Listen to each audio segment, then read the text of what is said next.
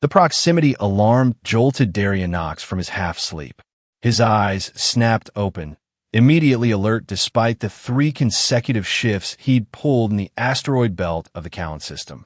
The cramped cockpit of the Osprey, 9 mining vessel, was illuminated only by the soft blue glow of instrument panels and the distant sparkle of stars through the reinforced viewport. "Display alarm source," he commanded, his voice rough from disuse. Most days, his only conversation partner was the ship's rudimentary AI. Unscheduled trajectory shift detected in minor celestial body designation CX 42897, the system reported. Projected path indicates potential collision with Lunarian settlement.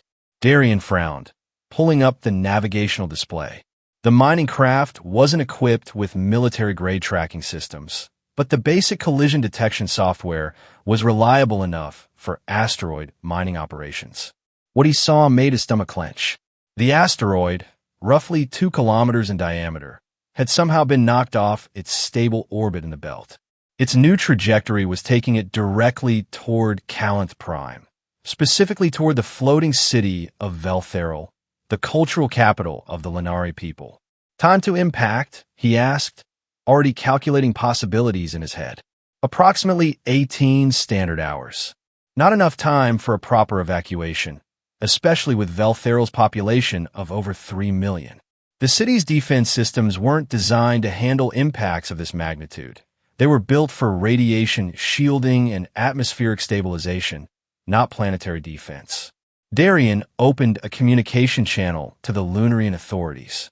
"This is Osprey 9, Earth Federation Mining Corps, Operator Darian Knox. I'm detecting an asteroid on collision course with Veltheral. Sending trajectory data now. You have approximately 18 hours to evacuate or intercept." He waited, expecting an immediate response to such a dire warning. Instead, after several minutes, a cold, formal voice replied, "Human vessel, your alert has been logged. However, per Lunarian Security Protocol 472b, unsolicited warnings from non-authorized extraplanetary entities must undergo verification by certified Calanth authorities before action can be taken. Your data will be examined within standard processing times." "Standard processing," Darian sputtered. "This is an imminent planetary disaster. There's no time for bureaucratic nonsense. Please refrain from making unsubstantiated claims regarding Lunarian security matters. Unauthorized interference in planetary affairs is punishable under Calanth Prime regulation." Darian cut the transmission with a violent gesture. Bureaucratic idiocy wasn't limited to Earth, it seemed. He pulled up the asteroid's trajectory again, running calculations through the ship's computer. If they wouldn't listen, he'd have to act himself. The Osprey 9 wasn't a military vessel, but it did have modest maneuvering thrusters and, more importantly, plasma drills and small demolition charges for mining operations. "Computer, calculate intercept course for CX 42897, he ordered, already strapping himself into the pilot's seat. "And give me a structural analysis of the asteroid composition based on our recent survey data." As the computer worked, Darian knew he was risking everything. His mining permit, possibly his freedom if the Lunarians decided his actions constituted illegal interference. Not to mention his life if anything went wrong. But the alternative was watching millions die while bureaucrats processed forms. The plan came together as he piloted toward the intercept point. The asteroid's composition showed a significant concentration of volatile minerals on one side. If he could set off his demolition charges in just the right spot, he might be able to create enough thrust to nudge the asteroid's trajectory away from the city. It was a 1 in 1,000 shot, but it was the only shot he had. 6 hours later, Darian maneuvered the Osprey 9 alongside the massive asteroid. Up close, it was even more intimidating, a jagged, pitted mass of rock and metal tumbling silently through space. He needed to place the charges with absolute precision. Donning his EVA suit, he exited through the airlock, tethered to his ship, carrying the mining charges. The work was painstaking and dangerous. Twice he nearly lost his grip on the asteroid's low-gravity surface. Once, a sharp outcropping tore his suit, forcing him to patch it while exposed to the vacuum of space, his hands shaking inside their thick gloves. But finally, the charges were set. He returned to the Osprey. 9. Put maximum distance between his ship and the asteroid while still maintaining visual contact, and triggered the detonation sequence. The explosion was almost beautiful, a silent flower of fire blooming against the blackness of space, followed by a spray of debris as a significant chunk of the asteroid was vaporized. The plasma. Drill's energy ignited the volatile compounds exactly as he'd hoped, creating an improvised thruster effect.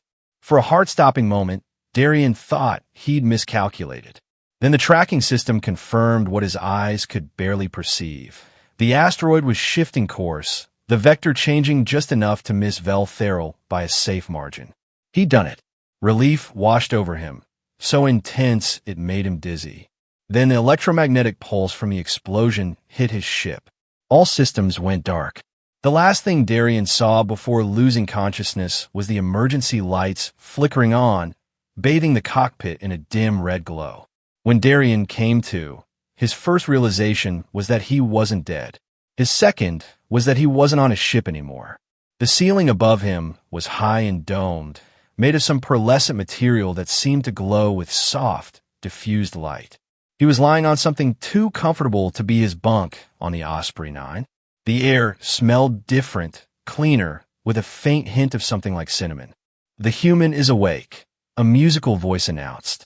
Darien turned his head toward the sound. Standing a few feet from his bed was a Lunarian woman, tall and slender, with the characteristic silvery skin that gave their species their name. Her eyes were large and almond-shaped, wholly violet without iris or pupil, yet somehow expressive. Her hair, falling past her shoulders in elaborate braids, was the color of platinum. She wasn't alone. Behind her stood a younger female Lunarian, perhaps the equivalent of a human in her early 20s. Her features were softer than the older woman's, her expression more openly curious. "Where am I?" Darien asked, his voice raspy. "The Central Recovery Facility in Veltheral," the older Lunarian replied.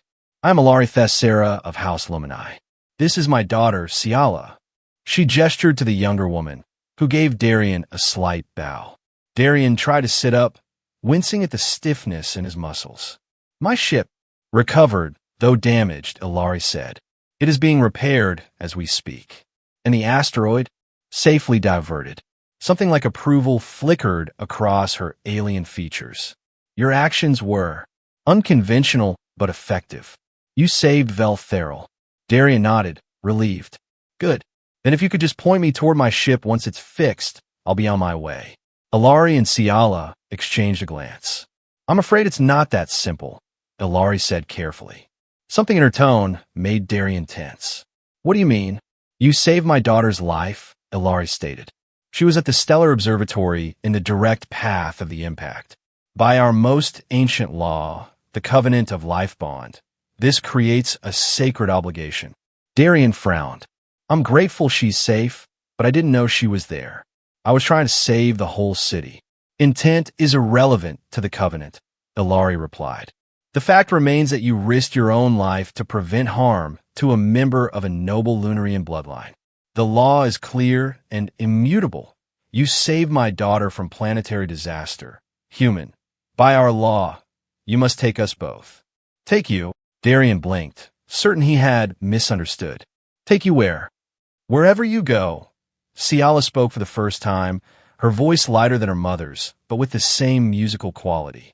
"The life bond binds rescuer and rescued into a single family unit, including the rescued's direct bloodline present at the time of saving." Darien stared at them in disbelief. "That's absurd. I'm not a Lunarian. Your laws don't apply to me." "Actually," Ilari said, "by initiating a life-risking rescue of a Lunarian noble, you tacitly accepted our traditions. The moment you chose to save Veltheral knowing the personal risk, you activated the Covenant. So I was supposed to let millions die instead?"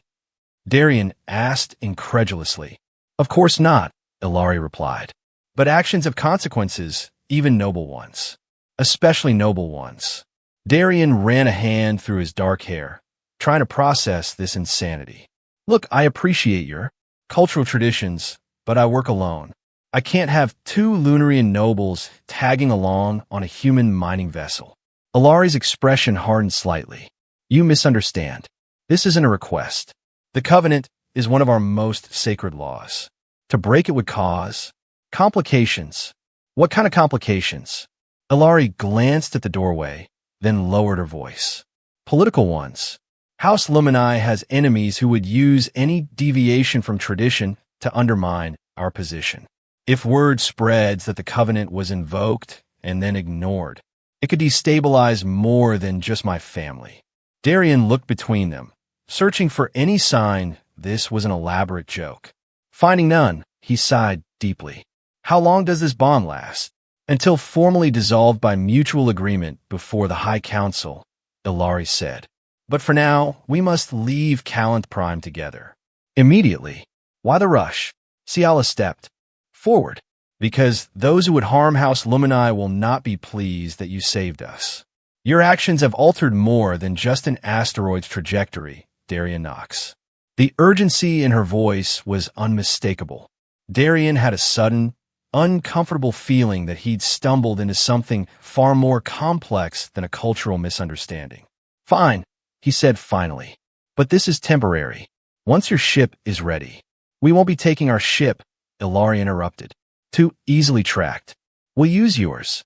The Osprey is a one-person mining vessel, Darian protested. It has sufficient life support capacity for 3, Ciala countered. I checked the specifications while you were unconscious. Darian looked at her, surprised. You know Earth vessel specifications? A small smile played at the corners of her mouth.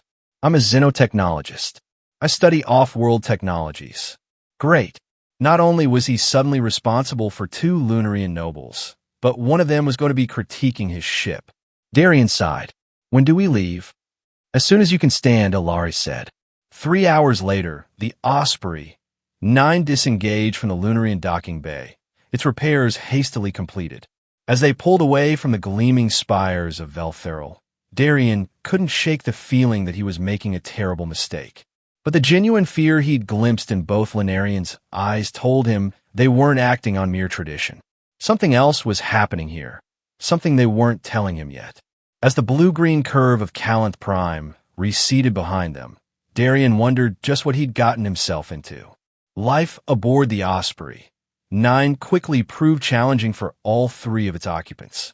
Designed for a single human miner on extended solo expeditions, the ship had exactly 1 sleeping quarters, 1 tiny bathroom facility, and a combined cockpit/living area barely large enough for its original occupant. Your people are remarkably efficient with space, Ilari observed diplomatically on their second day, after yet another awkward shuffle as they tried to navigate the cramped galley area together. My people didn't design ships for unexpected noble house guests, Darian retorted, reaching past her for a protein pack. They'd worked out a rotation for the sleeping quarters, Darian taking 1 shift, Ilari another, and Ciala the 3rd. Whoever wasn't sleeping had to share the cockpit area, which meant there was never truly privacy for anyone. Despite the inconvenience, Darian found himself grudgingly impressed by the Lunarians' adaptability. Neither complained about the accommodations, the recycled air, or the bland emergency rations. Ilari maintained her regal bearing even while contorting herself to fit in human-sized spaces, and Ciala approached the whole situation with an anthropologist's enthusiasm. Is this typical mining vessel efficiency? She asked on the 4th day, watching Darian expertly prepare a meal using the multi-function processing unit. Pretty standard, he replied, sliding a portion of reconstituted protein and vegetables onto a plate for her. When you're out here, every cubic centimeter counts. Fascinating, she murmured, accepting the plate. Our vessels prioritize comfort over efficiency. Some would say to our detriment. Darian glanced at her. It was the first hint of criticism he'd heard her direct toward her own culture. Your mother doesn't share that view, I take it? Ciala's violet eyes flickered toward the sleeping quarters where Ilari was resting. My mother is traditional, She believes in preserving our ways. After a moment, she added, not unlike how you preserved our city. Darian frowned. That was different. People were in danger. And you acted without hesitation, Ciala noted, even knowing you might die. Uncomfortable with her scrutiny, Darian changed the subject. So, xenotechnology. What exactly were you researching before all this? Ciala smiled, an expression that transformed her alien features into something almost familiar. Actually, I was studying human mining techniques. Your methods of plasma extraction are far more advanced than ours. Is that so? Darian found himself actually interested. I thought Lunarians were ahead of us technologically. In some areas, she acknowledged. Biological sciences, atmospheric manipulation. But humans have always excelled at taking things apart. There was no judgment in her tone, just observation. Darian found himself relaxing slightly in her company. Later, when Ciala was asleep and Ilari joined him in the cockpit, the atmosphere changed.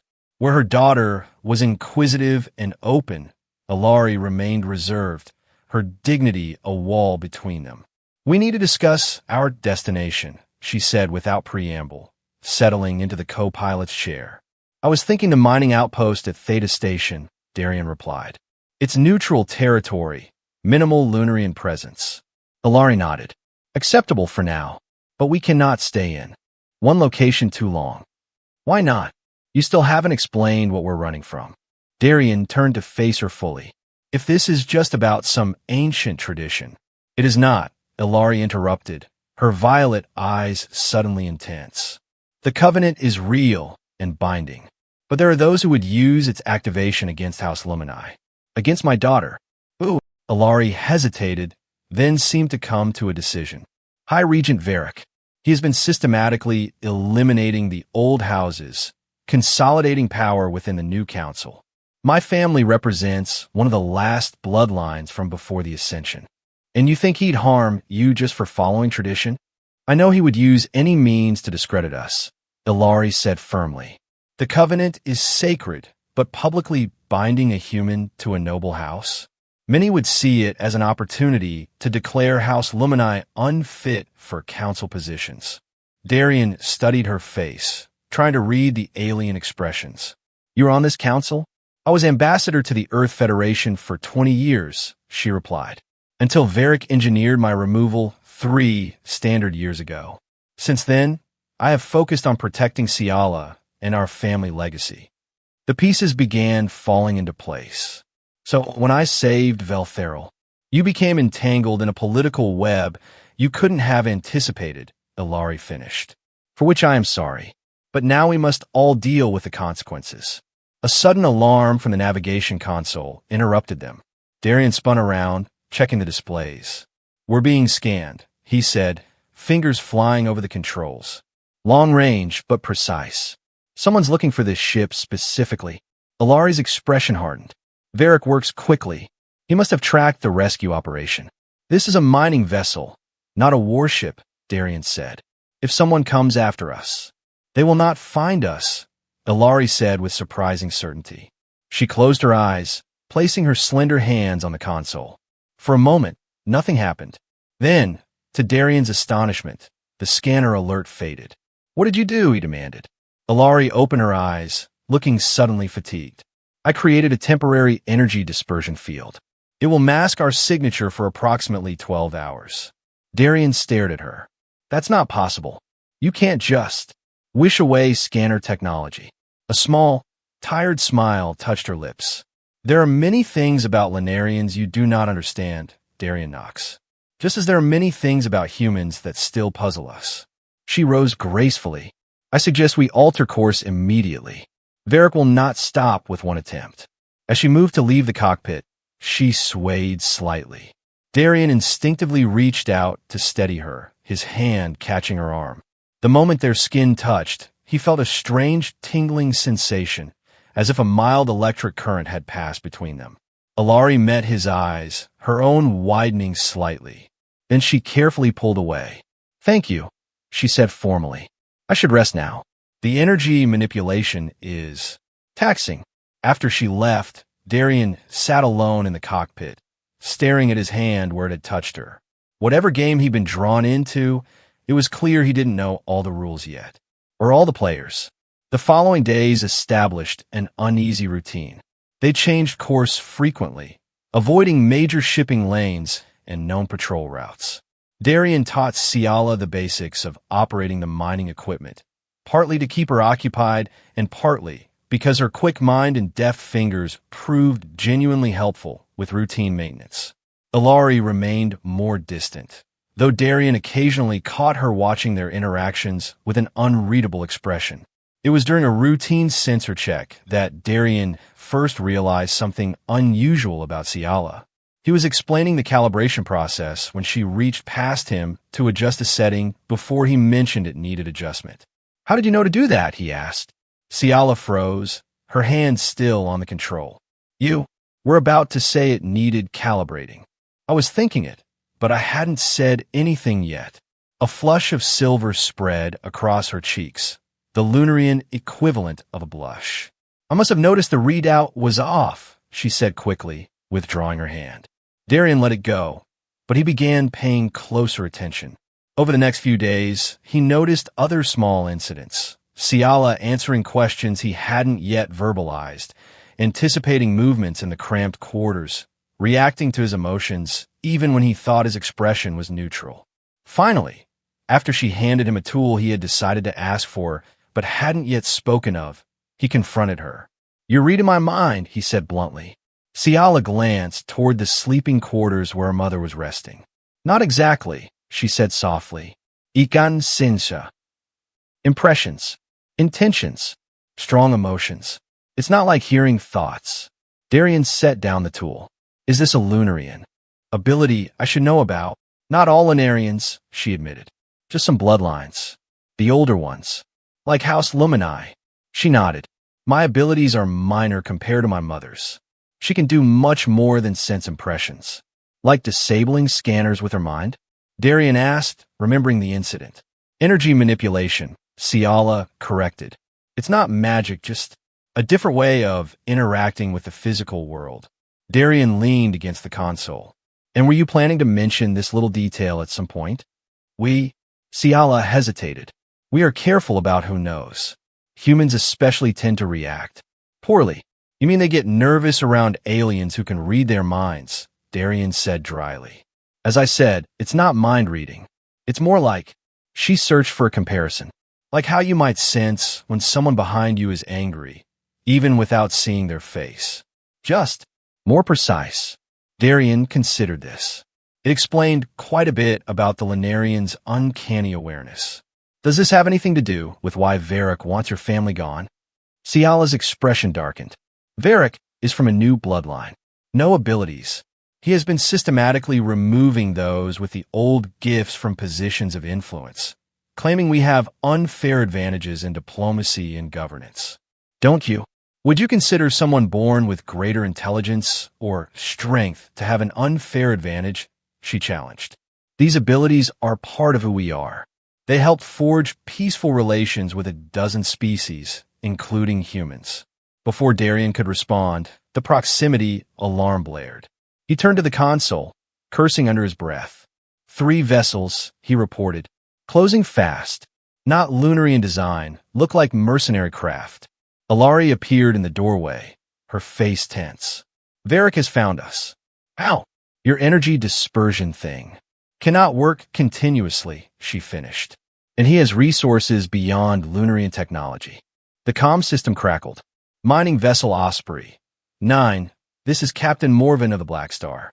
Heave to and prepare for boarding, by authority of the Lunarian High Council." "They're not Council forces," Ilari said grimly. "Mercenaries, using Council authority as cover." Darian's mind raced. The Osprey couldn't outrun 3 dedicated pursuit vessels. Its defenses were minimal, designed to ward off micrometeorites and radiation, not weapons fire. "Options?" he asked, looking between the 2 Lunarians. Ilari and Ciala exchanged a glance that seemed to contain an entire conversation. Finally, Ilari spoke. "There is a possibility," she said carefully, "but it would require commitment from all of us." "What kind of commitment?" The covenant of life bond is more than just law, Ilari explained quickly. In its fullest form, it creates a true connection, a sharing of abilities and awareness. You want to actually connect our minds? Darian asked incredulously. The triadic bond, Ciala confirmed. It would allow you to access aspects of our abilities, the sight, and strengthen our connection to you. A warning shot flashed past the viewport, rattling the ship. Final warning, Osprey. The mercenary captain's voice growled. Next one won't miss. Darian looked at the scanner. The 3 ships had them surrounded. There was no running, no outmaneuvering them. What do I need to do? He asked. Are you certain? Ilari pressed. Once formed, the bond cannot be undone. Another blast rocked the ship, closer this time. We're out of options, Darian said grimly. Whatever it is, do it fast. The 2 Lunarians moved with practiced coordination, as if they prepared for this moment. Ciala took his right hand, Ilari his left, then joined their free hands to complete the circle. Open your mind, Ilari instructed. Do not resist what comes. Darian had no idea what that meant, but he tried to relax, to let go of his instinctive human skepticism of anything he couldn't measure or quantify. At first, nothing happened. Then he felt it, a warmth spreading from his hands up his arms, wrapping around his chest like a living thing. His vision blurred, then sharpened dramatically. Suddenly, he could see everything, not just with his eyes, but with some new sense that perceived energy patterns, intentions, the very fabric of space around them. He gasped as awareness flooded him. He could feel Ciala's nervous excitement, Ilari's focused determination. More than that, he could sense the 3 hostile ships, the life forms within them, the energy building in their weapon systems. I can see them, he whispered. All of them. Everything. The sight, Ilari confirmed. Use it, Darian. Guide your actions through it. Another blast hit them, damaging one of the secondary thrusters. With newfound awareness, Darian felt the ship's systems as extensions of himself. He could sense where the next attack would come from before it happened. Acting on instinct, he released the women's hands and turned to the controls. His fingers danced over the console with preternatural precision. The mining vessel responded like it never had before, not faster, exactly, but more efficiently, every movement perfectly timed. The plasma drill, Ciala suggested, and Darian understood immediately what she meant. He activated the mining equipment, not to drill, but to release a focused burst of energy. Through the sight, he could perceive exactly where to aim, not at the ships themselves, but at the energy matrices of their weapon systems. The pulse shot out, invisible to normal vision, but blazingly clear to his enhanced perception. It struck the lead vessel's weapons array, causing a cascade of system failures. The mercenary ship veered off, temporarily crippled. Again, Ilari urged, and Darian complied, targeting the second ship with equal precision. The third vessel, seeing its companions disabled, broke formation and retreated. Darian tracked it with the sight, ensuring it wasn't circling around for another attack. When the immediate danger had passed, he sat back, trembling with exertion. The enhanced awareness was overwhelming, every sensation magnified beyond what his human brain was designed to process. How do I turn it off? He gasped. You don't, Ilari said gently, but you will learn to modulate it, to bring it forward when needed and let it recede when not. Darian looked at his hands, which seemed to shimmer with a faint silvery light visible only to him. What did you do to me? We completed the covenant, Ciala explained, her voice soft. The triadic bond is formed. You said it can't be undone. Darian remembered, his heart rate finally beginning to slow. It cannot, Ilari confirmed. We are now connected on levels beyond the physical. The bond will grow stronger with time, not weaker. Darian tried to process this. He had agreed in desperation, but the implications were only now becoming clear. So I'm, what? Part Lunarian now? No, Ilari said. You are still human, but you're also now family in the truest sense. The covenant is not merely obligation, Darian. It is recognition of connection across boundaries of species and birth. It is what our ancestors always intended, not a burden, but a gift. Darian looked between them, these alien women who were now somehow part of him. Through the lingering effects of the sight, he could sense their genuine concern, their relief at his survival, their uncertainty about his reaction. "I need time," he said finally, "to adjust." "Of course," Ilari nodded, "but we should leave this area immediately. Varric will send others once these fail to report." As Darian set a new course, putting maximum distance between the Osprey and the disabled mercenary vessels, he couldn't help but wonder, had he escaped one trap only to willingly step into another? 1 month later, the Osprey 9 docked at Arelon Haven, a neutral space station situated in the unclaimed territory between Earth Federation space and the Lunarian systems. Known for its discretion and policy of non-extradition, it had become a temporary home for the unlikely trio. Darian stood at the viewport in their small rented quarters, watching the steady stream of vessels arriving and departing. His enhanced senses, now mostly under control, allowed him to identify ship types and origins that would have been indistinguishable to his human eyes a month ago. "Still scanning for trouble?" Ciala asked, joining him at the window. Over the weeks, she had adopted a more human style of dress, blending in among the station's diverse population. "Force of habit," he admitted, "though we haven't seen signs of Varric's people for over 2 weeks now. Mother thinks he may have temporarily abandoned the pursuit." The failed mercenary attack drew unwanted attention from neutral observers. Darian nodded. It made sense. Even corrupt politicians had to maintain appearances. "How is she?" "Resting." The long-range communication attempt took much of her strength. Ilari had been trying to contact allies within the Lunarian Council, seeking information and potential support. The process involved projecting her consciousness across vast distances, a feat that left her exhausted for days afterward.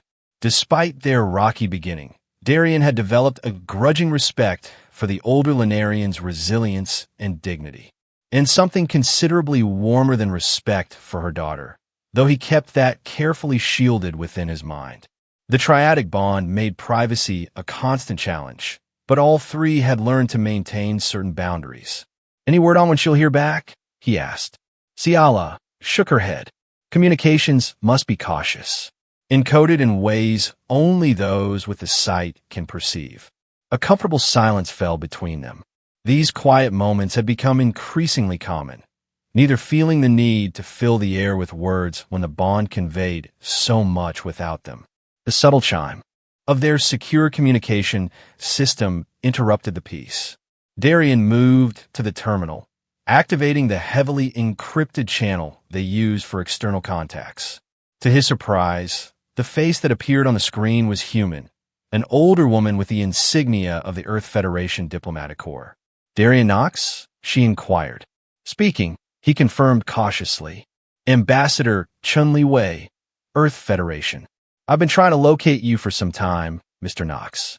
Darian exchanged a quick glance with Ciala, who had moved out of the camera's field of view. "What can I help you with, Ambassador?" "It's about your actions at Calanth Prime," she said. "Specifically, your prevention of a catastrophic asteroid impact with Veltheral.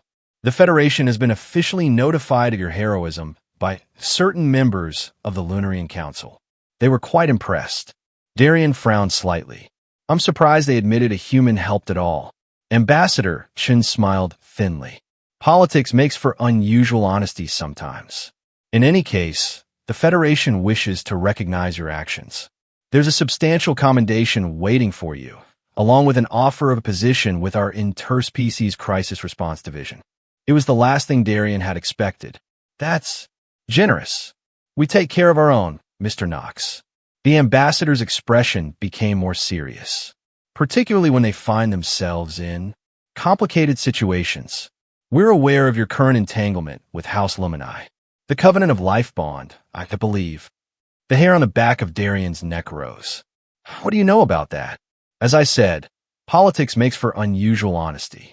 The faction opposing High Regent Varric has made certain information available to us." She leaned closer to the screen.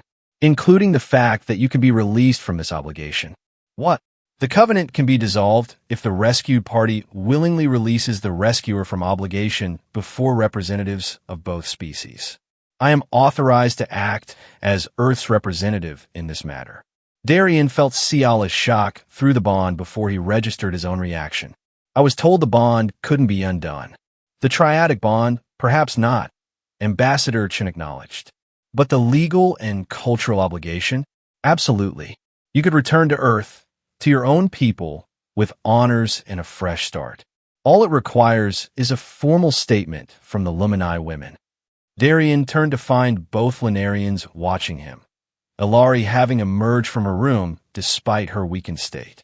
Their expressions were carefully neutral, but through the bond, he could sense a complex swirl of emotions: resignation, sadness, and a quiet dignity that expected nothing from him. "I'll need to consider this," he told the ambassador. "Of course, but don't take too long. The offer has certain time constraints. I'll contact you again in 24 hours. The screen went dark. For a long moment, no one spoke. Then Ilari broke the silence. "You should accept," she said, her musical voice steady. "The bond will fade enough for you to live a normal human life in time." "Just like that?" Darien asked. "After everything about sacred obligations and connections beyond the physical?"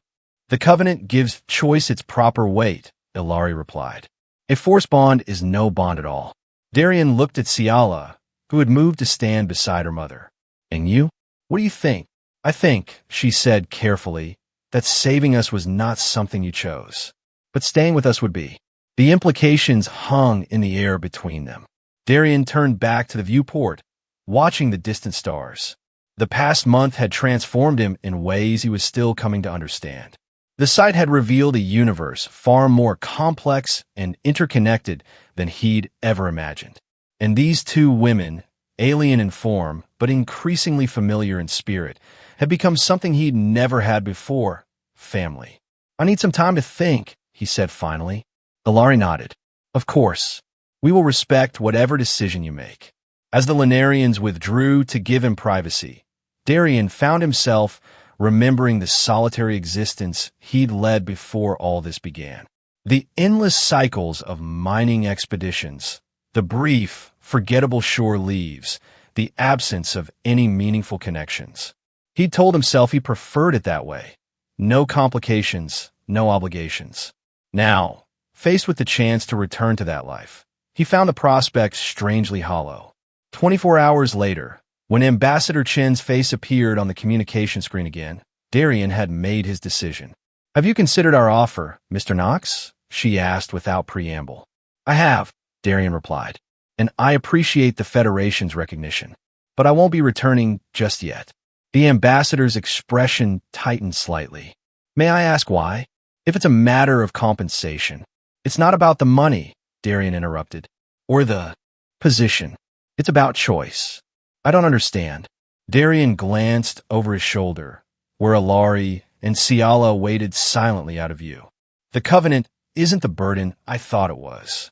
What started as an obligation has become something else entirely, something I'm not willing to give up." Ambassador Chen studied him for a moment. "You realize the political implications?